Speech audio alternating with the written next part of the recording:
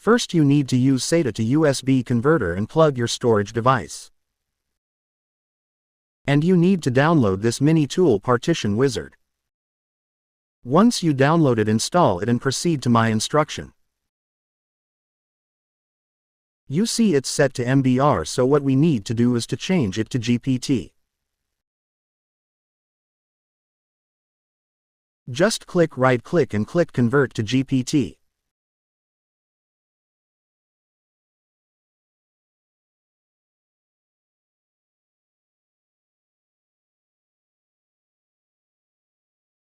After that, you should delete all the partition and leave it unallocated.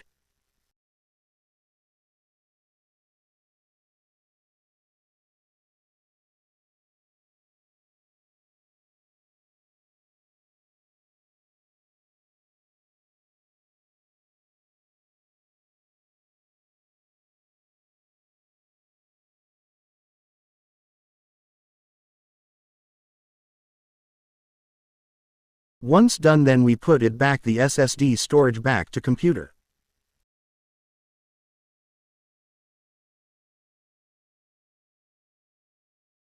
Then now there's no error appearing right here.